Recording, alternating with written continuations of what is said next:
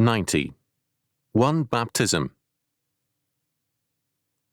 When St. Paul speaks of one baptism, Ephesians chapter 4, verse 5, the usual reaction of clergy and laity is to think of the mode of baptism and the rite. This is the same as associating a library with the alphabet rather than with learning. Baptism is indeed a rite, and it has a form which involves the use of water. Similarly, the Bible is indeed a book, and it involves the use of the alphabet. But the meaning of the Bible and its purpose can no more be reduced to the alphabet than the meaning and purpose of baptism can be reduced to the form and rite. 1 Peter chapter 3, verse 21, according to some, means that the experience of Noah and his family was a type of spiritual death, burial, and resurrection, an antiopon in the Greek text, a corresponding type or a like figure. Others would argue with this. What is clear, however, is that Noah and his family went from a doomed world to one marked by God's covenant rainbow. Genesis chapter 9, verses 12 to 16. Whatever else, then, that baptism means, it means a passage from one kind of life and world to another.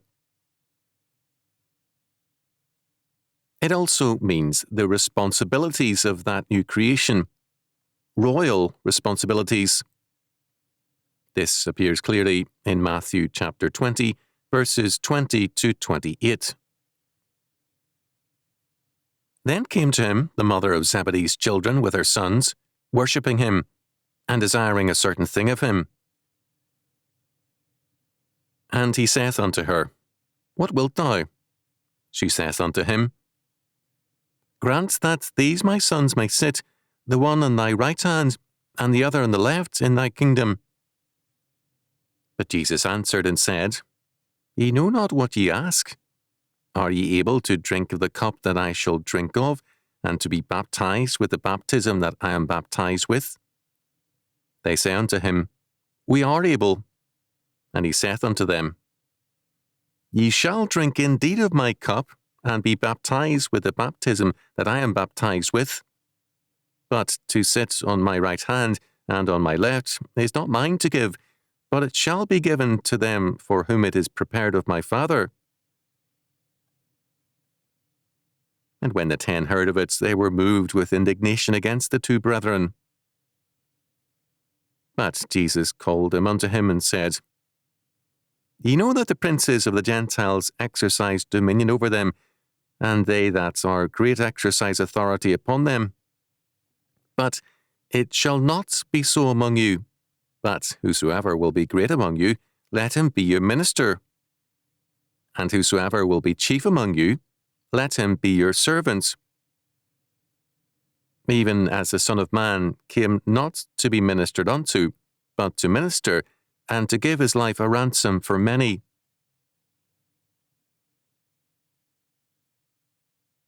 It is possible to say that the use of the words baptized and baptism are here merely figurative and have no essential reference to the rite itself.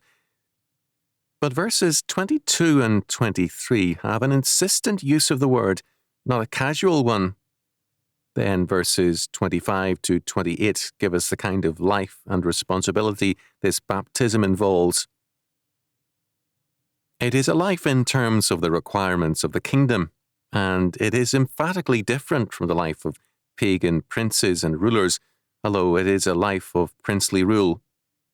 It means a godly service and ministry to Christ's kingdom and its peoples. Matthew chapter 28, verse 19 reinforces this. Baptism is literally, into the name of the Father, and of the Son, and of the Holy Ghost. The baptized was closely bound to, or became the property of, the one into whose name he was baptized. It would appear thus that baptism means 1. A new creation with 2. new and great responsibilities which involve service.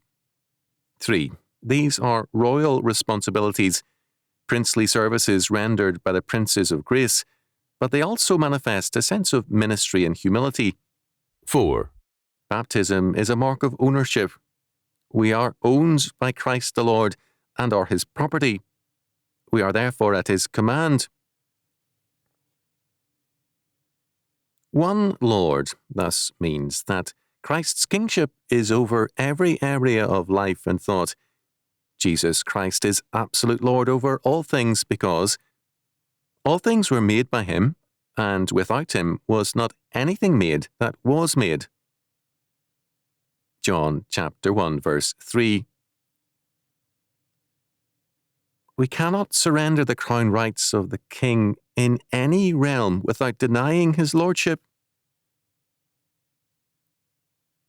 One faith means that the Word of God is the basic faith and presupposition in terms of which all things must be understood. We understand all things only when we begin with the sovereign and triune God and his creation of them, his eternal counsel and decree. According to 1 John chapter 2 verse 20. But ye have an unction from the Holy One, and ye know all things. Our knowledge of all things is not in detail, but in principle, in terms of epistemology. We have the key in terms of which all knowledge can be known. To deny the God of Scripture is to deny total meaning to the universe, and thereby to render knowledge untenable. Our one faith, thus, is the key to every area of life and thought.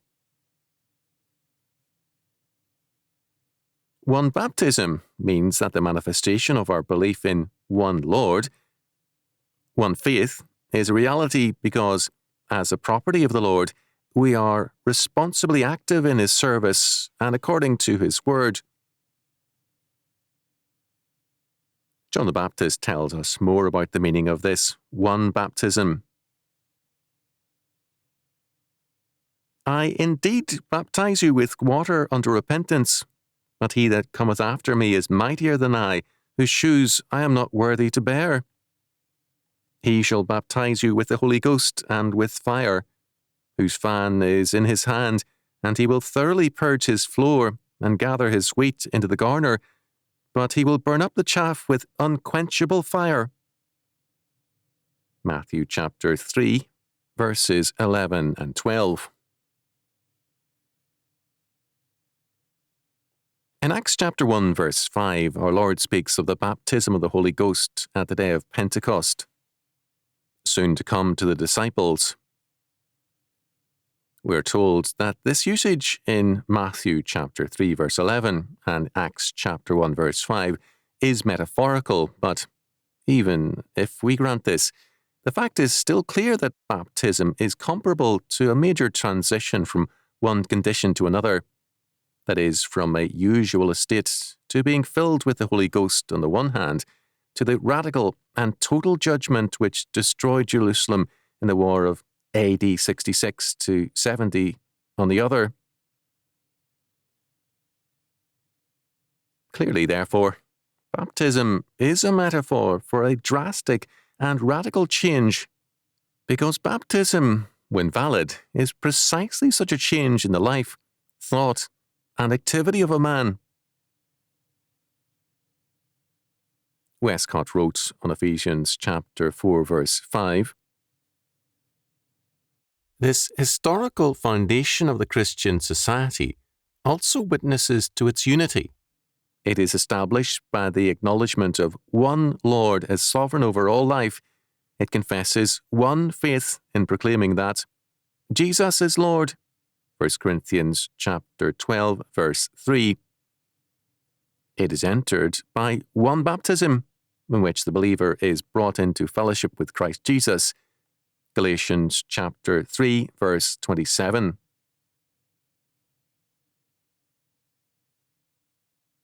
Our confession of one faith and our participation in the one baptism are acts of God in essence.